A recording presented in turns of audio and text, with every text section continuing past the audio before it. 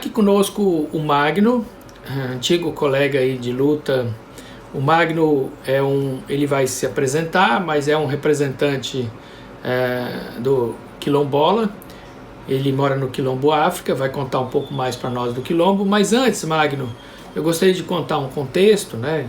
E nós estivemos gravando também com a Ângela Cachuiana, representando aí os povos indígenas. Então a ideia é que cada um se apresente, né, como representante das suas questões, né?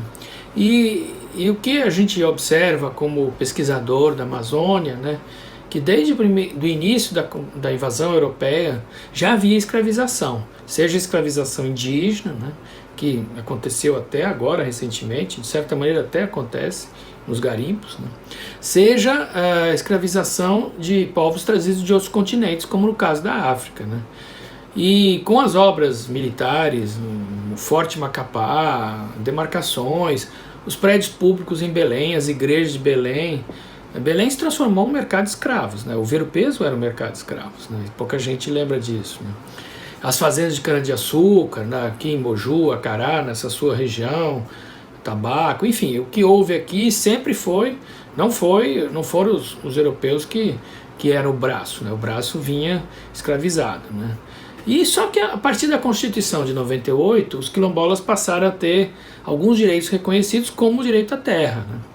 E na Amazônia, a gente está falando, você pode me complementar melhor, né, com certeza, nós estamos falando aí de mais de 250 territórios quilombolas, dos quais só no Pará, pelo que eu tenho ouvido, mais de 150 territórios quilombolas, né? Salvaterra, que é um município que eu conheço bem, e cada um dos territórios quilombolas de Salvaterra, que são 16, esse pequeno município do Marajó, né? Um terço da população é quilombola, né? E ao mesmo tempo ela tem baixa representatividade política, né? E os quilombos ali praticamente só tem espaço para moradia, né? Então difere bastante a situação dos quilombos de Oriximiná, aí, Moju, Acará. Vocês aí têm outras questões, né? Grandes obras que surgiram aí no entorno, né? E para você, Magno, o que é ser quilombola hoje na Amazônia? Bom, eu diria que ser quilombola hoje na Amazônia não difere tanto de ser quilombola no tempo dos meus avós, há 200, 300 anos atrás, né? A única grande mudança é a ressignificação das lutas, porque hoje, embora sejam os mesmos atores que de certa forma oprimem, né, que lutam também, que disputam também a terra, o território, que disputam as fontes naturais, né? Hoje esse capital que oprime as comunidades é um capital internacional. É um capital que tem muita força, que tem muito poder político, partidário, inclusive. É um capital que tem muita força tecnológica, que tem força de mídia, né?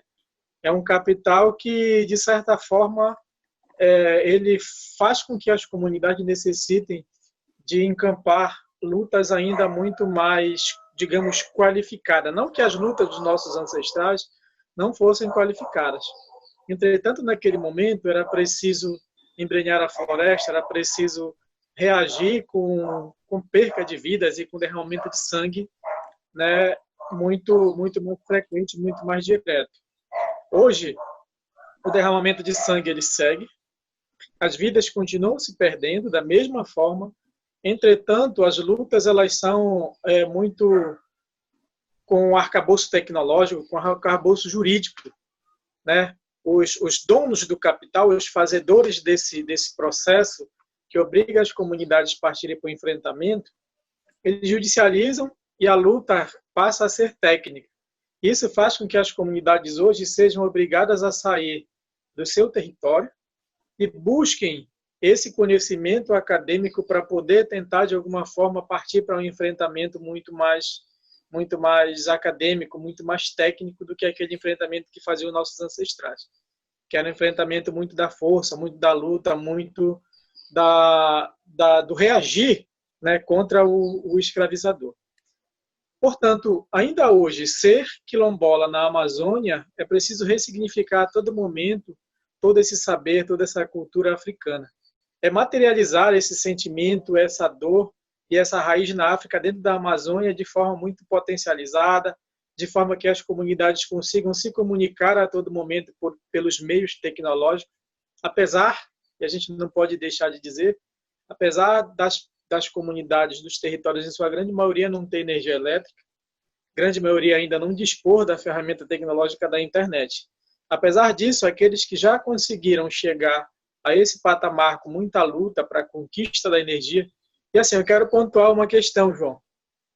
Quilombola, população negra no Brasil, tudo que se tem é por luta, é conquista por meio da luta. A luta é muito árdua.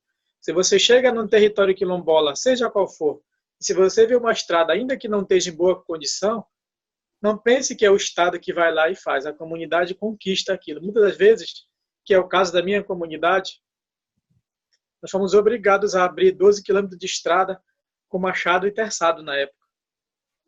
Só depois de 12 anos dessa estrada aberta é que o município vai e faz uma capa de pissarra em cima da estrada, que é o que tem até hoje. Sistema de abastecimento de água, por exemplo, é uma luta muito grande para essa conquista, para a efetivação desse direito.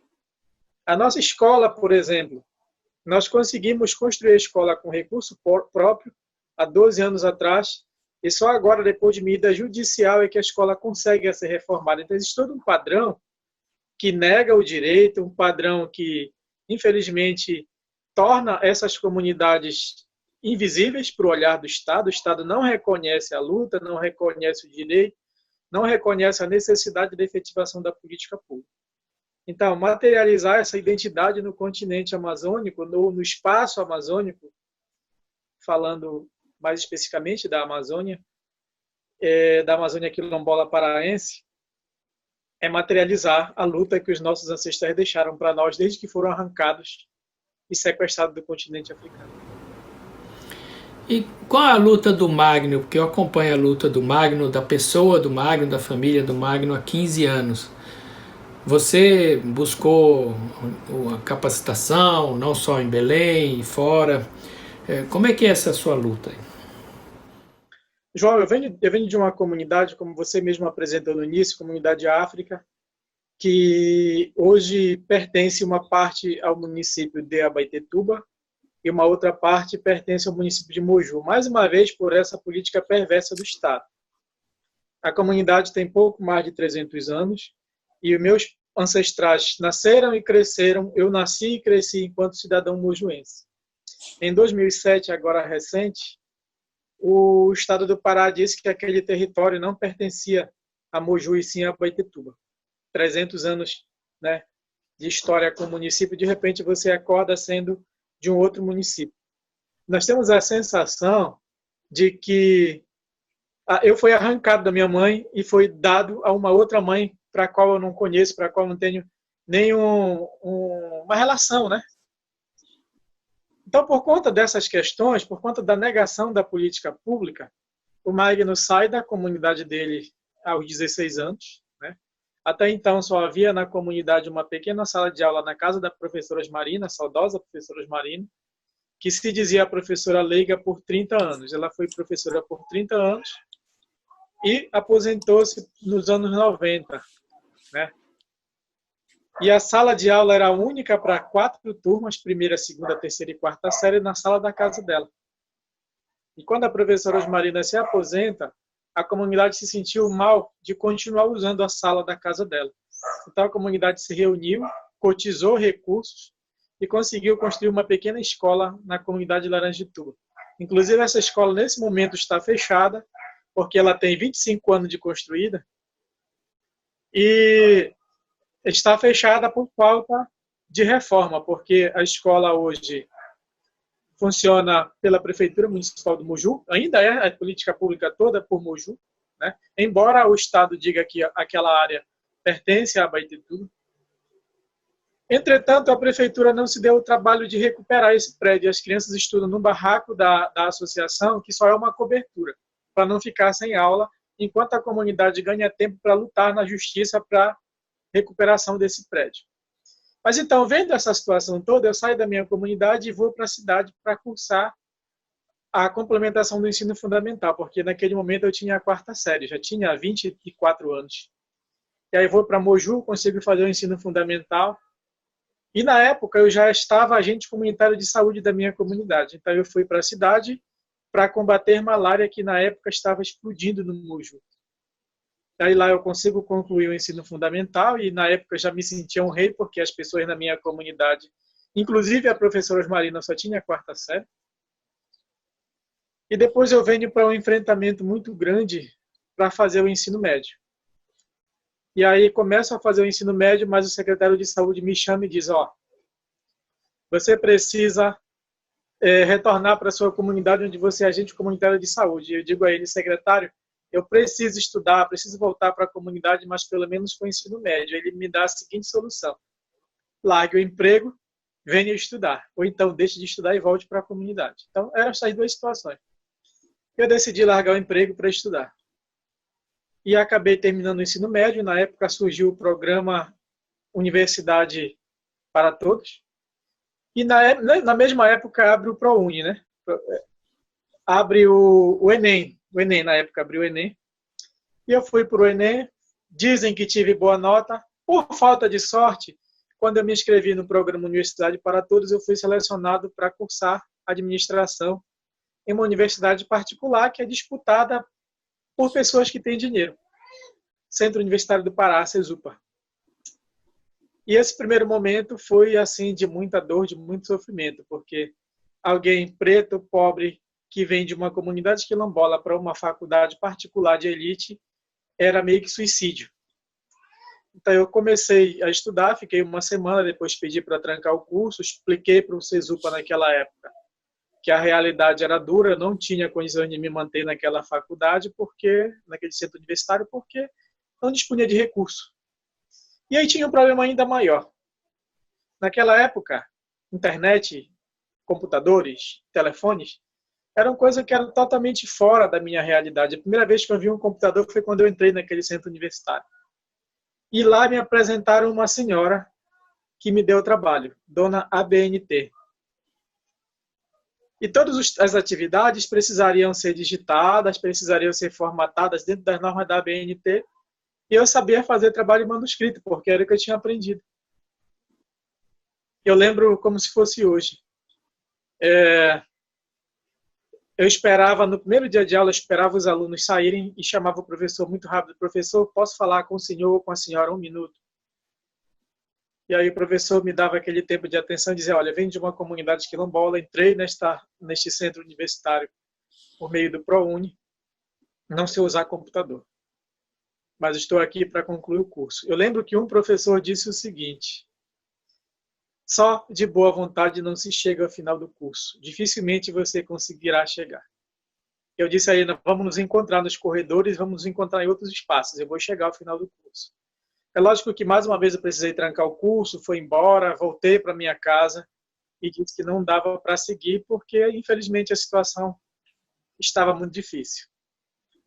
Mas com o passar do tempo, acabou que fui lutando, consegui ir trabalhar no Hospital Metropolitano, consegui finalizar o curso, né? Felizmente, consegui ser o orador das turmas que se formaram em 2009 e lá ganhei uma bolsa de pós-graduação no próprio centro universitário, onde lá consegui cursar gestão estratégica de projeto de marketing. E também tentei uma vaga quando abriu 2012 para 2013, a Universidade Federal do Pará abriu reserva de vagas para quilombolas, né? E aí consegui cursar Direito até o 4º semestre. Foi quando, 2015, salvo engano, 2016, a ponte de Moju foi derrubada por uma balsa e eu, não conseguindo vir para a aula, decidi trancar o curso. Na mesma época, ganhei um bebê especial, então as coisas acabaram intensificando bastante, né? E precisei trancar o curso. Mas aí, na mesma época, eu decidi sair do estado do Pará e morar em Brasília. E na mesma época eu consegui passar num teste seletivo para o mestrado, né, na Universidade de Brasília, que é o mestrado em sustentabilidade junto a povos e territórios tradicionais. Consegui chegar ao final do mestrado E hoje essa luta é potencializada com todo esse conhecimento somado ao longo dessa trajetória que eu expus um pouco, né, muito superficialmente, para poder hoje estar à frente do movimento social quilombola para lutar por direitos e para enfrentar, para peitar o Estado e todo esse movimento racista que a sociedade insiste em pautar contra a população negra. É uma luta que não para, né, Magno? E eu entendo que você escolheu um caminho que é participar dessas associações, não só na sua comunidade, né, e na sua região, mas numa luta, a Malungo, que eu entendo que é uma das suas pautas hoje, né, ela trabalha no âmbito do estado do Pará, né? E o que significa hoje, que as pessoas têm pouca noção de que havia escravidão no Pará, na Amazônia em geral, e que há quilombos no Pará, que é os praticamente, depois de Maranhão e Bahia, né, é onde há mais quilombolas no Brasil, não é isso? E o que é essa luta da Malungo? Bom, a Malungo ela é uma organização que tem origem lá na década de 80, e eu costumo dizer que é muito antiga, muito mais que os anos 80, porque desde o momento em que o primeiro negro é trazido para ser explorado na Amazônia, essa luta começa, né? Entretanto, na década de 80, a Malungo, nesse momento pré-Constituição de 88, né, a Malungo se organiza com outros movimentos a nível nacional. Né? Na época, o SEDEMPA era um dos, e ainda é um dos grandes movimentos lutadores, né, para a defesa dos direitos da população negra no país. Então, a Malungo surge a partir da década de 80, mas por volta do ano de 2004 é que a Malungo torna-se pessoa jurídica, né, com o intuito de reunir as comunidades quilombolas, as associações quilombolas do estado do Pará para essa luta. E eu posso dizer que o número de comunidades quilombolas do estado do Pará é muito maior do que aquele número que é mostrado pelos dados oficiais. Né? Oficialmente, hoje, no dia de hoje, o estado do Pará tem 205, né, comunidades certificadas, né? São 205 porque eram 203 e agora no início do mês, no final do mês passado, no dia 12, mais precisamente 12 de maio, a Fundação Palmares certificou mais 2 comunidades no estado do Pará, né? Então nós fomos para 205 agora aqui no estado do Pará. Entretanto, a gente precisa perceber o seguinte: algumas certidões elas são dadas em nome de um território. Porém, esse território tem muito mais que uma comunidade. Né? Então, hoje nós totalizamos pouquinho mais que 600 comunidades quilombolas no estado do Pará. Pouco mais de 600. Né? E daqui a pouco o IBGE deve divulgar o censo, né, que deve ser feito, que já era para ter começado, mas infelizmente em decorrência da pandemia do coronavírus, esse processo está paralisado. Né? Então, as 600 que nós possivelmente estamos informando deve ser ainda maior, mas nós vamos poder evidenciar isso nesse próximo censo. Né? Entretanto, aquilo que é contabilizado é aquilo que é dado oficial a partir da Fundação Cultural Palmares. Né? Que nós não concordamos com isso, porque comunidade quilombola é comunidade quilombola a partir do seu processo autodeclaratório e ela independe da mera formalidade do Estado. Né? Inclusive, a mera formalidade do Estado tem sido muito confusa, complexa e, de certa forma, tem atrapalhado todo o processo de luta, né, e de empenho das comunidades no intuito de reaver aquilo que é o seu direito garantido na lei. Então, o caso, por exemplo, uma dúvida aí que eu acho que isso que você falou é surpreendente, né, que oficialmente seriam 200, mas na verdade seriam 600. O seu caso específico aí, que é África e Laranjituba, sempre vocês se referem como um conjunto. Está escrito como uma única comunidade ou como duas? Não, nesse caso está escrito Comunidade África e Laranjituba. Entretanto, bem do ladinho da nossa comunidade tem a Comunidade Quilombola do Caeté. E ela aparece unicamente como Comunidade Quilombola do Caeté. Isso é um problema, João? Nós conseguimos identificar como um problema por quê? No momento da efetivação de uma política pública, o recorte vai ser feito para a comunidade quilombola do Caeté. Só que quando você entra lá no Caeté, você tem a grande vila do Caeté e você tem vilarejos que compõem o território, mas que são independentes. Do lado do Caeté, você tem a comunidade do Santarém, que tem clube de futebol, que tem estádio, que tem vilarejo, que tem tudo. Não tem sistema de abastecimento de água porque vai ficar na Vila Caeté. Não tem uma escola porque vai ficar na Vila Caeté. E para além desse complexo do Santarém, você tem uma outra localidade que chama Hipólito, que também tem esse núcleo familiar e toda essa estrutura. Você vai para o outro lado, você tem um outro núcleo chamado Monte Alegre, que também tem essa mesma estrutura, e do lado você tem São Jorge, que tem a mesma estrutura. Só que é uma única certidão para todos esses povoados. Então, isso acontece com muitas comunidades na nossa região, né? Lá no Jambuaçu, por exemplo, as pessoas afirmam e afirmam e reafirmam que são 16 núcleos comunitários. Mas se você ver, na realidade, são muito mais núcleos comunitários do que se diz nas certidões. Então, tem muito mais comunidade quilombola do que o número de certidões expedidas por conta dessa situação na hora de fazer a certificação. Acaba que os dados não batem como realmente deveriam ser. Esse é um desafio enorme que tem relação direta com o território, inclusive, né? Não é só da população que está ali. Porque eu acho que um dos grandes desafios que sempre o movimento quilombola colocou é o reconhecimento dos seus territórios, né? E para além disso, João, nós temos ainda problemas muito maiores, porque nós temos, por exemplo, no estado do Pará, inclusive territórios que já são titulados como territórios quilombolas. Entretanto, a comunidade nunca conseguiu fazer o processo de certificação. Porque existem, no Brasil, né, na Fundação Palmares, uma série de processos abertos de solicitação de certificação e que não andam. Já não andavam antes quando os presidentes tinham uma outra cabeça. Imagina hoje, com aquela figura que está lá, que eu até me recuso a chamar o nome, né, que tem uma cabeça absolutamente contrária e que, infelizmente, não atende os princípios para os quais a Fundação Palmares foi criada. Para defender a identidade africana, para defender a luta, a identidade, a cultura. Infelizmente, o processo é outro. Você ter noção, em determinados procedimentos, a Fundação Palmares necessita mandar um técnico para fazer uma visita ao território. Esse técnico nunca chega. Essa comunidade vai receber essa certidão quando? Por outro lado, existem casos, por exemplo, que são de pedidos judiciais para certificação. Porque há disputas, né? Existem disputas ferrenhas sobre o território. Um desses casos, nós podemos citar o município de Barcarena, né? Barcarena, recentemente, que conseguiu a certificação das suas 5 comunidades com muita luta. Eu, na época, morava em Brasília e fiz questão de ajudá-los pessoalmente, mas o Ministério Público foi fundamental na luta para a certificação daqueles territórios. Eu lembro que a Universidade Federal do Pará, na época, deu uma força, deu uma ajuda muito grande, né? A doutora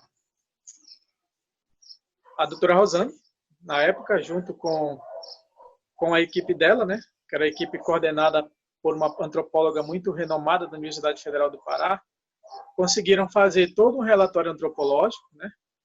E esse relatório pautou a certificação e solicita até hoje, junto à Justiça, por meio de empenho do Ministério Público, que os territórios sejam titulados. Entretanto, as empresas que ocupam o município de Barcarena, empresas principalmente do ramo da mineração, acabam criando empecilhos muito grandes, não as forças das demais empresas que estão na região são árduas. Por outro lado, ainda tem o próprio Estado, né? O INCRA, por exemplo, faz um processo a pedido do Ministério Público no sentido da titulação, mas a SPU aparece como proprietária do território. Então, assim, são lutas desenfreadas para todo lado e, infelizmente, acontece questionamentos, inclusive, do próprio relatório antropológico, da própria certificação. A prefeitura municipal do município de Barcarena, João, neste momento, inclusive, está cercando, está murando o território da comunidade Sítio Conceição, né? Tem todas essas questões que a gente precisa levar em consideração para o nosso enfrentamento de quilombola na Amazônia. Para quem pouco conhece, conta para nós, porque primeiro tem um processo de autodeclaração, né? Depois que isso é reconhecido pela Fundação Palmares, eu queria até que você explicasse melhor, tem um longo processo no INCRA, que é o órgão ligado a assentamentos no Brasil, e pelo que eu sei, por exemplo, lá no Marajó, que eu conheço um pouco, só o quilombo de Gurupá chegou até o final, e muitos deles, como Rosário, por exemplo, lá em Salvaterra, ainda não conseguiram concluir, apesar de terem avançado. Quer dizer, houve um avanço, mas conta para nós esse processo, porque é uma coisa que poucas pessoas estão familiarizadas com ele, né? Perfeito. Bom, existem diferenças nesse procedimento. O Estado do Pará, por exemplo, tem legislação própria para a titulação de territórios quilombolas. Então, esse processo de legislação própria, ele independe do INCRA, independe da Fundação Cultural Palmares, né?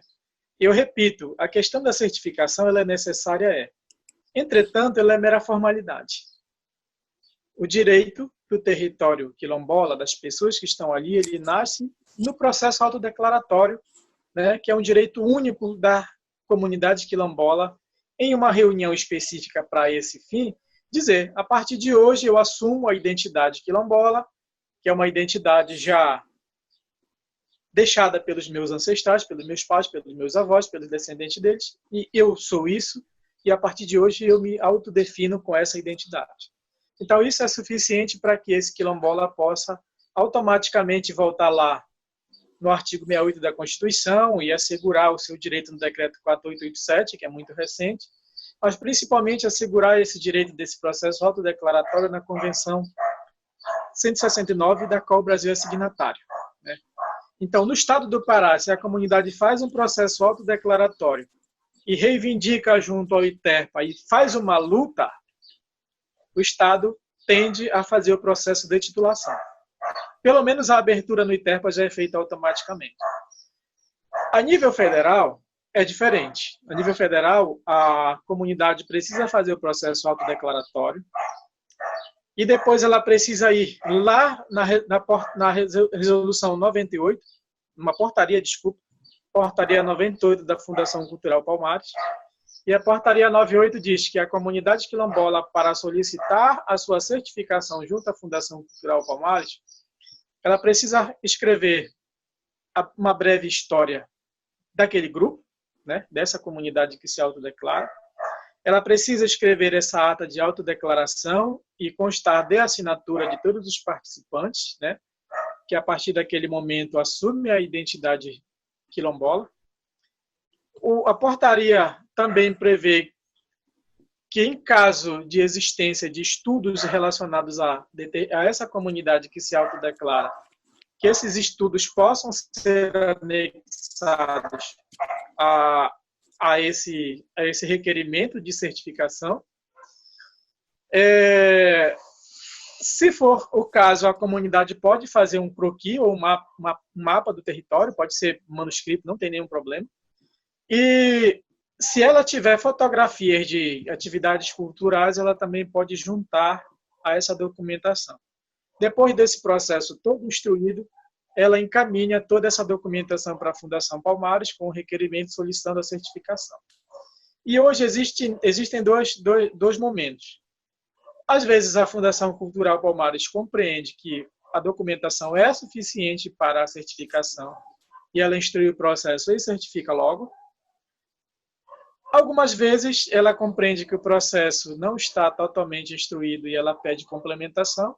Outras vezes, ela até diz que o processo vai ficar suspenso até que um técnico possa visitar o território. Uma vez o processo seguindo para a certificação, a certidão ela é comunicada no Diário Oficial da União. E aí, segundo a orientação da Fundação Palmares, são emitidas 3 vias desse documento. Uma via vai para a comunidade, uma outra via segue para o arquivo público de comunidades quilombolas, que fica na própria Fundação Palmares, e uma terceira via é encaminhada para o INCRA, Estudo de Terras, né? E o que acontece? Quando essa cópia chega ao INCRA, teoricamente era para o INCRA iniciar a abertura do processo que eles chamam de regularização fundiária para o território quilombola. Entretanto, isso não acontece. A comunidade tem que depois juntar uma série de documentos, dirigir-se ao INCRA e solicitar a abertura do processo, que leva anos e anos para andar e para acontecer o processo de titulação, principalmente com o governo atual. Então, é assim que tem funcionado.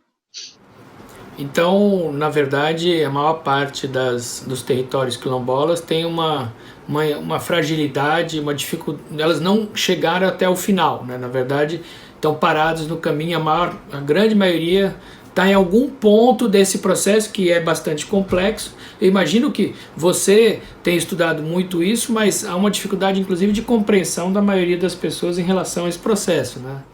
Dentro das próprias comunidades quilombolas, João, eu estou trabalhando na Malungo já há uns 4, 5 meses que eu estou direto lá trabalhando. Antes eu trabalhava assim para as comunidades quilombolas, já estou há quase 20 anos trabalhando dedicadamente a comunidades quilombolas, mas agora na Malungo nesse período curto de tempo.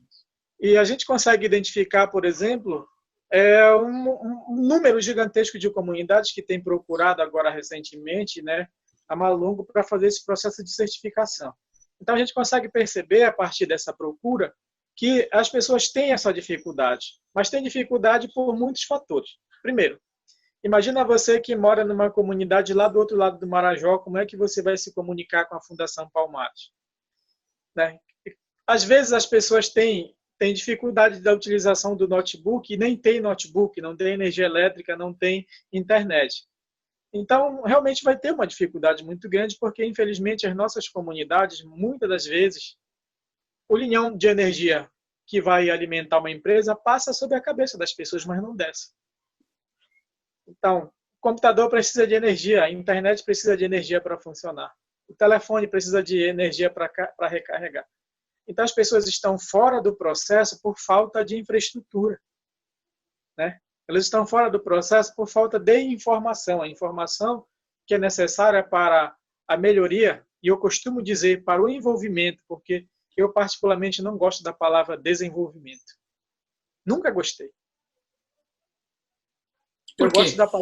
Eu gosto da palavra envolvimento, porque eu tenho a percepção, a sensação e a vivência de que toda vez que o desenvolvimento chega na comunidade quilombola, o quilombola que está lá tem que sair. Ele não serve para nós. Nunca serviu para nós. E eu digo, comunidade não deveria chamar comunidade, João. Deveria chamar com humanidade, porque é o que falta em matéria de tratamento para a nossa gente. Tratamento humano, tratamento com humanidade. Você pode notar, por exemplo, o atual procedimento que a Fundação Cultural Palmares tem feito contra os quilombolas. Falta de humanidade. Nós estamos vivendo a dor e a dificuldade do enfrentamento do coronavírus por falta de política pública. O Estado brasileiro se recusa a todo momento em prover política pública para a nossa gente.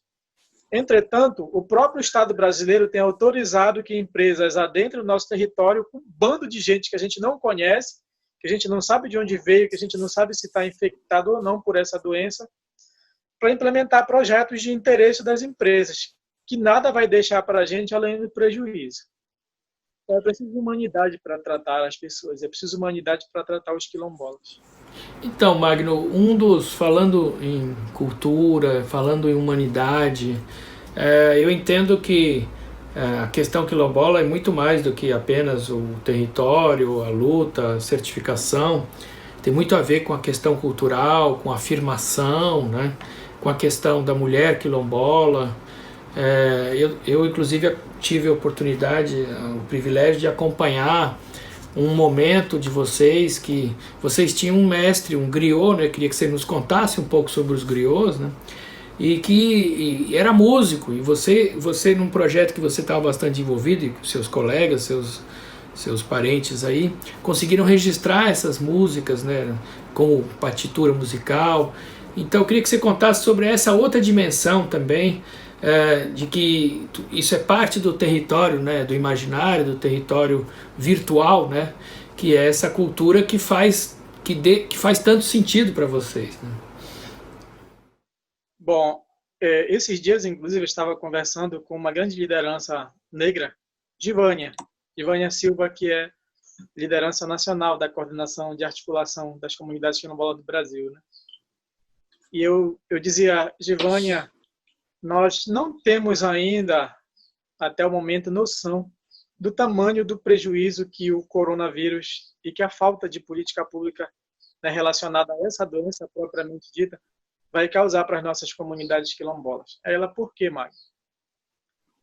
Porque um falecimento na comunidade quilombola, ele constitui-se em um evento do sentimento, da dor, mas um evento da luta comum, da solidariedade, da partilha, né? Que é uma grande dádiva das comunidades quilombolas, a partilha. E a partilha não somente da divisão da alimentação, somente do abraço, do carinho e dos pêsames, do sentimento, mas é uma dádiva também da partilha da cultura, da identidade, do saber, que se constitui nas brincadeiras, por exemplo, que as comunidades quilombolas desenvolvem ao longo do período de 30 dias. Na minha comunidade, por exemplo, as comunidades dividem esse tempo de 30 dias em 3 momentos. Os primeiros 8 dias, as pessoas que têm relação com a pessoa que veio a óbito, mas que é aquela relação mais longa de amizade e tudo mais, de um encontro no jogo de futebol, numa festa, num evento. Mas conhecia. Essas pessoas vêm todas para essa casa, onde essa pessoa faleceu. Só que com 8 dias, essas pessoas que estão mais distantes desse contato, elas vão embora. E ficam, por 15 dias, os primos que moram longe. Tipo, os primos que moram para Belém vão para a comunidade e ficam por 15 dias. Os primos que moram em outras comunidades vão para a comunidade e ficam por até 15 dias. Agora, os irmãos, as pessoas da própria comunidade, os familiares, a esposa, de repente, quando é o marido que falece, essas pessoas ficam por 30 dias, fazendo o que a gente chama, né, nesse período todo de resguardo. E o que é muito interessante, ao longo dos 8 dias, essas pessoas que tiveram contato com o corpo não podem entrar na sua roça, não podem entrar no açaizal. Os nossos familiares até 30 dias não fazem isso. Só que nesse período de resguardo, as pessoas cotizam absolutamente tudo para aquela casa. É o arroz, é o feijão, é a farinha, é o açaí, é a caça, é o peixe, para alimentar todo mundo que está naquele momento. E quando é à noite, acontece o período mais interessante. As pessoas fazem todos os tipos de oração, de tambor, de reza, tudo. Depois que passa isso, há um momento muito grande de consolo aos familiares, isso é intenso, mas existe um momento mais fantástico, que é o momento das brincadeiras, onde todo mundo, de alguma forma, tem que se alegrar. Nós brincamos, eu falava para a Givanha, nós brincamos de sarapico aceso, que é uma brincadeira fantástica. Nós brincamos de cai no poço, que é uma outra brincadeira fantástica. Nós brincamos de Jacó, e nós brincamos de cai no poço, nós brincamos dominó, dama, baralho. Tomamos muito café, tomamos mingau, fazemos fogueira. Esse momento da existência do coronavírus e da perda das pessoas, inclusive nós perdemos 2 pessoas da minha comunidade para o coronavírus, e perdemos uma pessoa da comunidade vizinha, que é cunhada do meu primo, inclusive, e o corpo já vai do hospital direto para o cemitério. E depois a gente não pode fazer isso, todo esse legado cultural, na casa do nosso parente. Então imagina o tamanho da perda que é isso. Eu estava nesse momento ensinando meus filhos pequenininhos, dizendo a eles, essas brincadeiras, se nós pudéssemos fazer, vocês aprenderiam agora. Só que como nós não temos essa possibilidade, porque uma doença surgiu lá fora do Brasil, nós não temos proteção nos nossos territórios, essa doença entra e ela não pede licença. E o Estado não nos dá a possibilidade de, pelo menos, resguardar, porque nós fomos agredidos, nós fomos criminalizados, nós fomos maltratados nas nossas barreiras sanitárias feitas por conta própria nos nossos territórios, e o Estado, o município, né, o Estado em todas as suas versões, não deu e não dá suporte até hoje. Infelizmente. Então, nós estamos adoecendo e morrendo, e nem mesmo o registro de que o óbito ocorreu em detrimento dessa doença serão oficializados. Então, não é fácil, não é simples. Entretanto, voltando lá para o nosso mestre, ele tinha um sonho muito grande de ter o seu trabalho resguardado, gravado, para que não se perca, como há essa possibilidade da perca desse legado cultural que eu estou expondo. Mestre Jorge, ele não sabia ler aos moldes da escola e não sabia escrever aos moldes dessa nossa escola aí. Mas ele conseguia ler o mundo e conseguia traduzir essa leitura para a nossa realidade como ninguém. Ele não cansava de evidenciar a importância da natureza e da beleza dessa natureza, a importância dela para que nós pudéssemos respirar, para que nós pudéssemos beber, nadar, nos manter vivos. E ele também não se cansava de evidenciar a beleza dos seres humanos, principalmente da mulher, né? Nós conseguimos gravar por meio de um projeto, né, de um projeto público, nós conseguimos captar um recurso, na época era muito pequeno, eram 15 mil reais, mas nós fizemos milagre. Produzimos um caderno de partituras, produzimos um DVD, né, com uma homenagem da nossa comunidade, de muitos artistas que o conheceram, e conseguimos fazer um CD também com algumas músicas desse mestre. Ele faleceu já há 4 anos atrás, e continua vivo na cabeça dos nossos quilombolas, principalmente das crianças que antes de dormir cantam a música, dançam nas festas. Então, assim, é um registro muito importante para a nossa gente. Não permitir que a nossa história seja mais uma vez apagada, como é a tentativa do Estado brasileiro desde 1500 e alguma coisa, 1530. Então, Magno, você tocou em questões muito importantes. Uma das coisas que mais me emociona mesmo e ver é essa questão de que os territórios quilombolas são comuns, são do conjunto, não é dividido em... Ainda que as pessoas tenham as suas casas, as suas roças, mas vários dos princípios, você acabou de falar algumas questões que são comuns, né? Inclusive, eu queria te ouvir um pouco mais sobre essa diferença que é estar dentro de um território quilombola ou de vizinhos agricultores familiares que não são quilombolas especificamente, né? O que tem de diferente num território quilombola que lá fora é só por família, só separado, né? Primeiro é o quesito da identidade, né? A comunidade quilombola, ela reafirma a sua identidade no saber, no fazer, né? No partilhar. Por exemplo, o nosso território quilombola, ele tem hoje pouco mais de 100 famílias, né? E quando as pessoas perguntam para o nosso território quilombola quantas famílias tem, nós costumamos dizer tem uma, dividida em 100 casas. Já é uma diferença muito grande, né? Porque nos outros territórios, né, principalmente na área urbana, as pessoas têm o seu quarto, né? Nas nossas casas no território quilombola, muitas das casas só tem uma sala grande de todo mundo e um quarto de todo mundo e uma cozinha. Às vezes o banheiro é o igarapé, que é uma outra diferença. Mas o que é mais fantástico no nosso território, ele tem título único, então esse território é de todo mundo. Entretanto, eu sei a área em que eu e esse núcleo familiar que me cerca pode usar. E se eu quiser tirar uma vara do outro lado, fora do território, que eu posso usufruir, eu preciso pedir autorização para o outro. E o que é muito fantástico, por exemplo, no meu território, que você anda no território inteiro e você não vê cerca. Cerca física não existe. A cerca é imaginária porque é a cerca do respeito àquilo que é do outro. Entre o terreno que mora a minha avó e o terreno que mora o meu tio Juvencio, tem um pé de piquiá, que é a coisa mais fantástica que todo mundo que vai no território verificar essa relação do território gosta de mostrar esse pé de piquiá. Uma parte do piquiá cai para o lado do terreno do Juvencio e uma outra parte do piquiá cai para o terreno da minha avó. Entretanto, o pé de piquiá, o tronco dele está no terreno do Juvencio. Teoricamente, o pé de piquiá é dele. Mas a parte do piquiá que cai para o terreno da minha avó pertence a quem?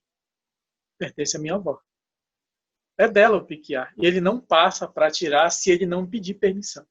Então, essas regras desse entendimento, né, do que é o território quilombola, ela parte do respeito. Eu lembro que eu estava fazendo uma pesquisa, perguntava para o Matheus, meu primo, Matheus, estou olhando para esse pé de piquiá. O que tu entende quando o Juvencio não pode pegar o piquiá que está no lado da bajica, que é a minha avó? Ele disse, cara, eu fico muito satisfeito porque nós temos higiene. Ele traduziu dessa forma. E aí eu vou escrever sobre higiene na visão do Matheus para dizer que higiene, no sentido que ele apresenta, é o respeito, a manutenção da tradição, né? é a materialização dos princípios que nós herdamos dos nossos ancestrais. Não pegue o que é do outro porque não lhe pertence. Isso é a essência do território.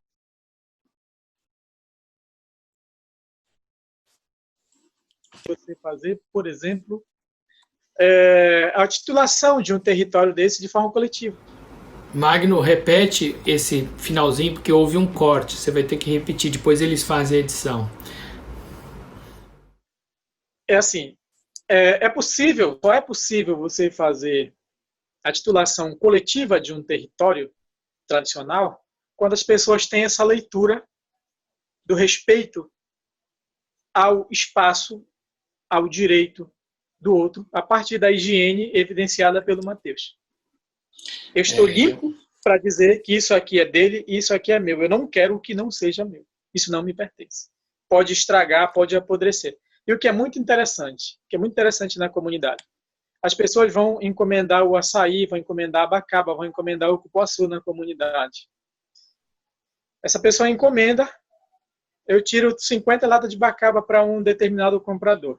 Ele diz, olha, pode tirar que eu venho buscar no sábado. Ele não vai buscar no sábado, ele não vai buscar no domingo, ele não vai buscar na segunda, porque ele teve esse ou aquele problema. No dia em que ele volta, vai estar lá.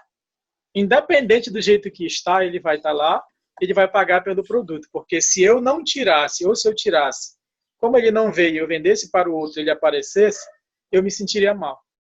Então, assim, é uma coisa muito da tradição, tá? Que a gente precisa manter para que isso seja plausível de respeito mútuo. Né?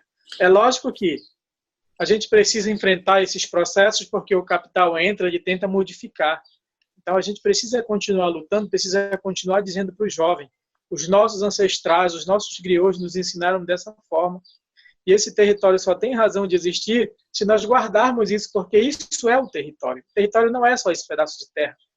Terra é um elemento, muitas das vezes, de especulação imobiliária. Território é território do sentimento, do pertencimento, da luta comum, do bem comum. Você falou uma coisa muito importante, que é a questão da juventude, né? Eu tenho participado de algumas reuniões quilombolas, principalmente no Marajó, em função de algumas atividades. O que eu vi foram muitos jovens buscando universidade, participando como representante. Claro que há pessoas mais velhas e antigas lideranças ali, mas um aumento crescente de jovens. Como você vê essa questão do jovem na comunidade quilombola, né? Porque há toda uma questão da tradição, que o mais velho fala, é respeitado, mas como é o papel do jovem na comunidade quilombola? Eu penso, João, que esse processo da tradição do mais velho falar e ser escutado, ela segue, entretanto, nesse momento há uma certa flexibilização desse procedimento. Porque as nossas lideranças, elas perceberam que é preciso formar jovens líderes. Até porque os nossos líderes griots, os nossos idosos, eles têm hoje a percepção muito, muito viva de que daqui a pouco nós precisamos partir para uma outra dimensão, porque nós não estamos aqui para sempre. E se não houver esse processo de oportunidade e de busca de formação de jovens líderes, essa luta ela pode ser fragmentada, ela pode ser fragilizada com o passar do tempo. Né? Por conta disso, se você analisar, tem dois processos que têm acontecido com muita força. Você pode ver que o papel da mulher, ainda no movimento social, ele é ainda um papel de muita invisibilidade do papel da mulher. Né? Se você for analisar nos CNPJ das associações quilombolas, você tem um percentual muito alto de homens. Entretanto, as mulheres hoje, em sua grande maioria, já estão assumindo as associações quilombolas, né? Que é uma outra mudança para além do jovem, o jovem e a mulher. E a mulher jovem, principalmente, que tem assumido esse papel, por conta da necessidade que os senhores, que os griots têm vislumbrado no sentido de oportunizar papéis de como que eu posso dizer, papéis de assumir a frente da luta, de representação, né? De luta, de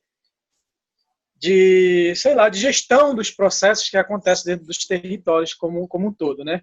Então, por conta de vislumbrar essa necessidade, os jovens têm assumido papéis. Eu lembro muito, se refere ao Marajó, o grupo Abaiomi é um grupo que tem, né, lutado muito para que o jovem possa ser protagonista das lutas.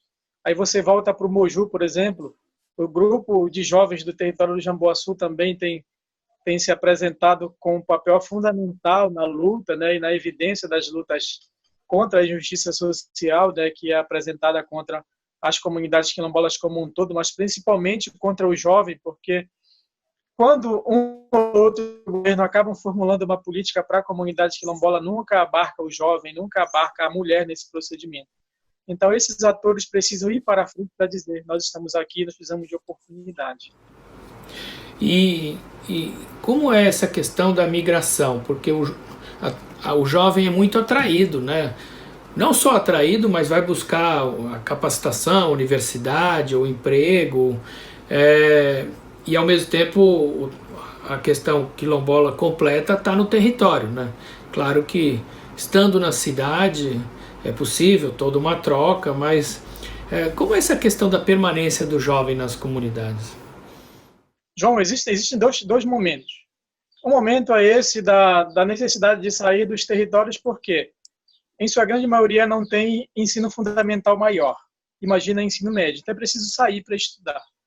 Entretanto, nós conseguimos visualizar que, nos dias de hoje, o quilombola ele sai do seu território para estudar, mas ele sai com um pé lá dentro, um pé fora e um pé dentro. E esse quilombola, a todo momento, não se cansa de olhar para trás e dizer: eu preciso terminar essa formação para retornar para o meu território. Por incrível que pareça, no início da abertura do PSE, os quilombolas queriam ser médicos, queriam ser advogados. E hoje eles continuam querendo ser médicos e advogados, por que não?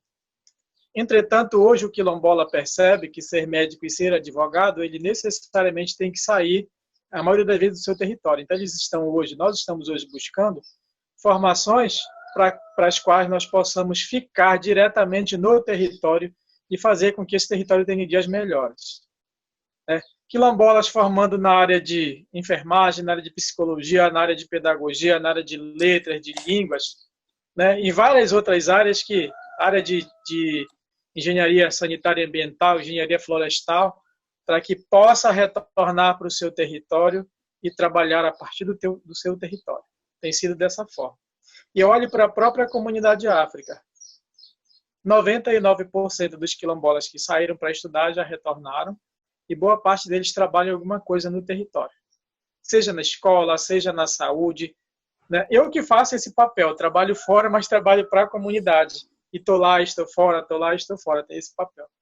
Mas nunca deixar de lembrar que o nosso umbigo está enterrado lá no território. Isso é um fator importante. Na minha comunidade, até recente, quando as crianças nasciam todas no território, a nossa parteira pegava o cordão umbilical e guardava num produto que eu não posso contar para vocês, porque se eu contar eu tenho que degolar. Mas enfim, vocês não querem saber. E esse umbigo ele é guardado até 10 anos, esse cordão umbilical. Hoje a ciência trabalha, por exemplo, células-troncos. Nós trabalhávamos a utilização do cordão umbilical há, sei lá, não sei quantos milênios. Então, até 10 anos, esse cordão umbilical era usado para tratamento de determinadas patologias que essa criança desenvolvia. E aí vinha para o segundo passo. Quando completa 10 anos, a mãe pega o cordão umbilical e ele era guardado no telhado da casa, num lugar que a gente chama de cumieira. Esse cordão umbilical, ele é pego e ele é enterrado num determinado lugar da casa. Na época, as casas eram de chão batido ou eram de madeira, né? Não era de piso, como é hoje, de lajota. Então, tinha algum lugar que ele era enterrado dentro da casa. E dependendo do lugar em que ele era enterrado, havia um significado para esse processo. Dizem que a maioria era enterrada embaixo do que chamam de batente da porta. Exatamente onde a porta fecha, era cavado um espaço lá e era enterrado o cordão umbilical nesse lugar. E a mãe recomendava a essa criança para que, se precisasse um dia sair do território, mas que levasse as boas práticas ancestrais. e quando voltasse não trouxesse nada que não pertencesse àquele território. Eu acho fantástico, sabe, essas relações. E é isso. Então, essas questões elas são fundamentais para que o jovem aprenda, né? Eu passo noites e noites contando essas histórias para meus filhos, sabe? Não canso de contar, porque daqui a 20 anos, 30 anos, sei lá, daqui a 200 anos, quando eu não estiver aqui, mas esses jovens vão saber contar uma porção de coisas que são fantásticas, que eu falava para minha filha essa semana. Nós não costumamos escrever, nós somos da oralidade. Nós não costumamos gravar, porque nós somos da oralidade. Então, a nossa forma de transmitir essa notícia, essa informação, esse legado cultural é a partir da conversa. E se eu converso 3, 4, 5 vezes com a criança, ela não vai esquecer nunca. Pode ser que ela leia uma página de um livro e se ela realmente não estiver atenta para levar isso para a vida, ela vai esquecer. Mas esse legado da oralidade que a minha avó me ensinou, que a minha avó me ensina até hoje, eu não esqueço nunca. É para a vida. Porque eles ensinam para a vida. Então, Magno, uma das coisas, falando em ensino, né, que a minha mulher, a Fernanda, se emocionou muito trabalhando com vocês com a questão das panelas de barro, que é uma tradição que vocês recuperaram, né? Eu acho que tem todo um esforço aí, não só cultural, mas pode ter até um significado econômico, né? Conta um pouco essa história que vocês descobriram e desses processos, o que foi feito aí? Bom, a nossa comunidade, ela data provavelmente de 1717. Né? É o que dizem os nossos idosos, né? Então, eles fizeram as contas deles e dizem que aproximadamente por volta de 1717, os primeiros negros foram levados para a comunidade de Samaúma, que é uma comunidade bem coladinha com a nossa, 600 metros de distância. Mas ali era uma fazenda ou uma comunidade? É uma fazenda de cacau que está lá até hoje, né? Sim. Com o cacau que é chamado hoje de cacau selvagem. Então, lá era um espaço de produção de um escravizador, chamado Raimundo Barata. Ele tinha um espaço de produção de bebida, tinha um projeto de produção de laranja, tinha esse espaço de produção de cacau, tinha um espaço de produção de melaço e de produtos relacionados à cana-de-açúcar, e também tinha um espaço onde se extraía madeira para a construção de grandes embarcações. Né? Então, os primeiros negros levados para serem explorados naquela região, eles chegam ali para serem explorados nessa mão de obra, né? E lá, um dado momento, um dos negros se rebela com esse procedimento todo e acaba se rebelando contra o escravizador, eles fazem toda uma revolta e acabam degolando o escravizador, né? E ele vai para a região onde está a minha comunidade e ali fixa a residência, né? Com os familiares. E nessa época, imaginem que não tinha inox, não tinha alumínio, não tinha nada. Os recipientes todos eram de cerâmica. E do lado da minha comunidade, há uma outra comunidade chamada Caeté. Com o passar do tempo, a população negra foi ocupando esse lugar. Hoje é um território quilombola, né? Os índios caetés, na época, acabaram, acho que, sendo dizimados ali, né? E os negros ocuparam esse espaço. E nesse espaço, os índios caetés produziam cerâmica refratária de excelente qualidade para utilização na cozinha. E os nossos ancestrais aprenderam a técnica da cerâmica com eles. Uma cerâmica que você extraía a argila do igarapé-caeté e misturava essa argila com a cinza de uma madeira que tem na região chamada carepé.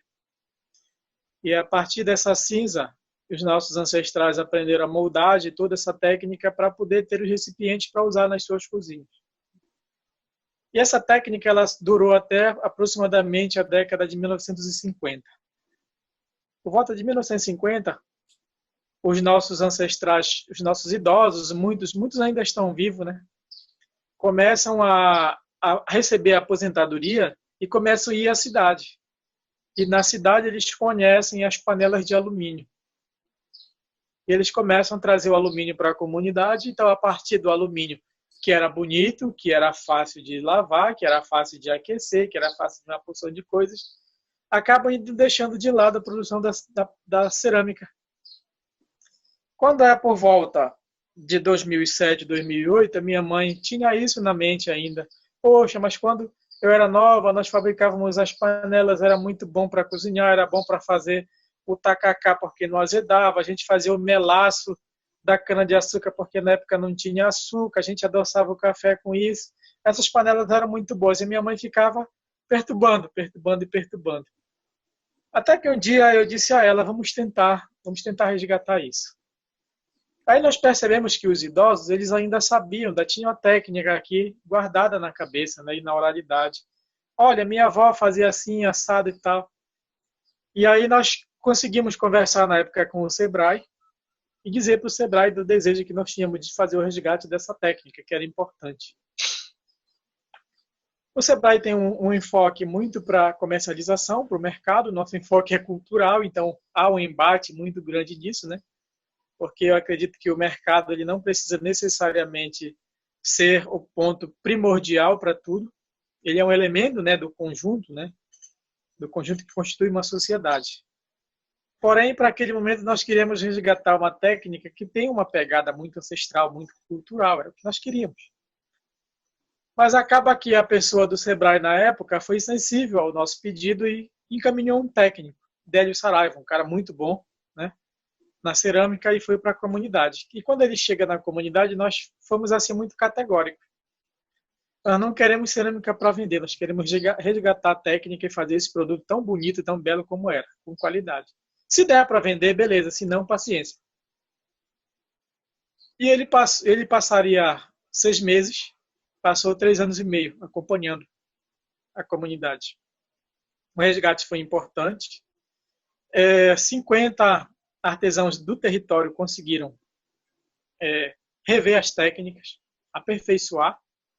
E hoje, para além do legado histórico resgatado, né, para além dessa coisa do saber e do fazer ressignificado, a comunidade tem isso como um elemento importante de identidade e cultura, mas também de geração de renda.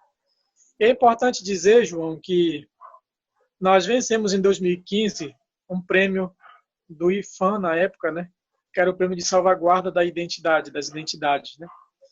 E nós apresentamos a feitura da cerâmica refratária como patrimônio imaterial. Mas assim, poxa, fazer panela de barro não é material? É.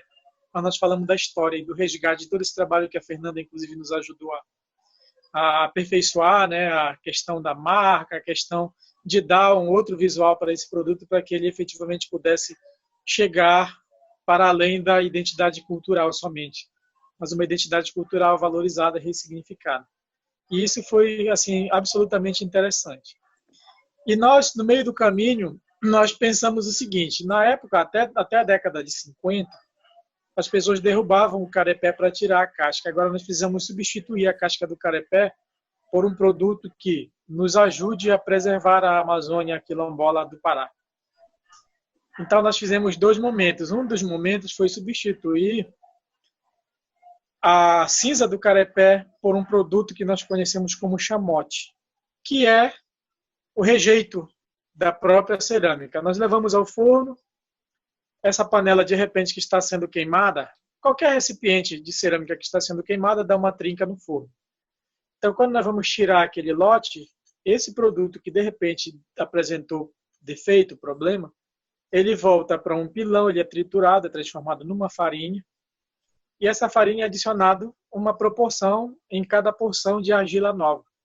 E depois ele volta para o forno, queimado em temperatura de até 1.600 graus, e essa panela torna-se ainda mais resistente. Só que nós pensamos o seguinte, produzir chamote, e é um produto todo artesanal, produzir chamote é um trabalho muito grande, porque você tem que ir para o pilão e pilar panela, pilar pedaço de cerâmica. Então era um trabalho muito grande. Um artesão conseguia pilar por dia, tipo 10 quilos de chamote, e o outro artesão usa esses 10 quilos em 30 minutos. Então é muito trabalhoso. E aí nós começamos a fazer um processo de pesquisa, né? E nós conseguimos identificar que a areia de igarapé, que é abundante na região, nós temos 30 quilômetros de areia de igarapé, que é excelente para adicionar 50% em 100% de barro. E aí hoje nós utilizamos areia, queimamos em 1.600 graus por 36 horas, e nós temos cerâmica de excelente qualidade com o mesmo padrão que os nossos ancestrais faziam. Então, a cerâmica é isso, esse é o trabalho que a gente tem feito para ressignificar, para valorizar, mas para não perder de vista.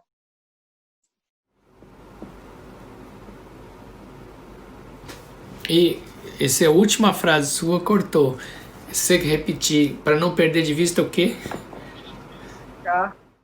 Apesar dessa adição desse produto, da areia, nós conseguimos materializar aquilo que é o legado, que é a história, que é a cultura da nossa comunidade, sem perder de onde isso tudo veio, nossos ancestrais. Que legal. O Magno, então, eu acho que tem todo um sonho aí, uma vontade. Qual é o sonho do Magno? O que o Magno queria ver? O que os quilombolas querem ver? A sua comunidade querem ver daqui a alguns anos, que hoje tem sido difícil? Qual é a perspectiva para a qual vocês estão lutando? João, nós estamos lutando hoje, a luta hoje, na verdade, é uma luta para manter o pouco de política pública que a gente conquistou.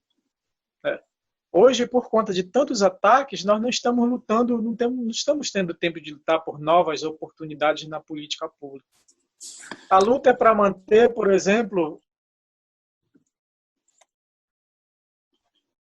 a luta para manter esse artigo 68 na Constituição, a luta é para manter o decreto 4887 para que o nosso território tenha um aparato para ser titulado, a luta pela efetivação da Lei 10.639, luta pela efetivação da Lei 12.288, sabe? São lutas de políticas que já foram teoricamente garantidas na letra morta da lei, mas não se materializam na nossa vida. Está no papel, está na lei, mas não está na vida.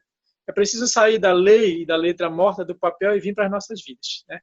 Eu, pessoalmente, sonho que daqui a 3 anos, daqui a 5 anos, a gente consiga olhar para o lado e dizer, poxa, a nossa luta valeu a pena, assim como valeu a pena a luta dos nossos ancestrais. Hoje, nós conseguimos titular mais uma terra, mais 2 terras, mais 10 terras, né? Hoje nós conseguimos colocar na universidade e formar mais 30, 50, 100 quilombolas. Hoje nós temos uma escola quilombola, não escola dentro do quilombo, que há uma diferença muito grande, né? Hoje o quilombola tem o seu direito respeitado no seu território a ponto de ter a própria atribuição que as convenções internacionais dão direito, né? A autodeterminação dos povos respeitada, porque no dia de hoje, em meio à pandemia, nós somos desrespeitados porque a própria Convenção 169, que garante consulta prévia livre e informada, não faz parte do arcabouço da Fundação Palmares, por exemplo. Então, se nós conseguirmos daqui a 1 ano, 2 anos, 6 meses, garantir isso que está na legislação, né, que nós já lutamos para conquistar, se for efetivado, eu já digo que as nossas lutas têm dado resultado e têm tido validade. Isso não quer dizer que nós não vamos lutar, nós vamos lutar até o último dia. Magno, acho que foi uma conversa muito boa, te agradeço. Não sei se você quer colocar mais alguma coisa final que não foi coberta, mas eu acho que já dá uma boa introdução para quem tem menos convivência com a questão quilombola, que cada vez que eu encontro com a questão quilombola, eu vejo que ela é muito mais complexa, mais profunda do que a gente imagina, né? Com certeza. A questão quilombola é uma questão muito complexa, né? Ela perpassa por essas coisas do cotidiano, do território, da luta, dos direitos, a saúde, a educação, mas ela perpassa pelas encantarias, ela perpassa pelos sonhos, pelo sentimento, pelos orixás, pelo mundo da religiosidade, que é muito forte, né? Então, ontem eu assisti a uma entrevista no Fantástico e eu achei uma coisa assim super interessante quando as entrevistadas disse. Ela dizia o seguinte: nós negros conhecemos a Casa do Branco, conhecemos os filhos do branco porque nós educamos, nós criamos, nós alimentamos, nós fazemos a alimentação do branco e nós limpamos a casa dele. Mas eles não nos conhecem. O negro no Brasil não é conhecido e não há interesse de conhecer essa negritude que nos cerca. Porque muitas das vezes o que é dito é que o negro não tem contribuição. Mas nós contribuímos de forma significativa em absolutamente tudo nesse país. Na arquitetura, na música, na dança, na língua. A palavra de origem africana mais falada no Brasil, as pessoas não têm reconhecimento. A palavra banana, por exemplo. Malungo, por exemplo, né? Que são amigos de caminhada, de fé, de luta. A população negra é isso. Embora o que seja mostrado na mídia e mostrado pela sociedade é um negro correndo é ladrão e um branco correndo é atleta. O negro, quando aparece, sempre causa susto, causa preocupação nas pessoas, porque, infelizmente, esse é o legado negativo que os nossos 350, 400 anos de escravidão deixou para esse país. E é contra isso que a gente tem que lutar.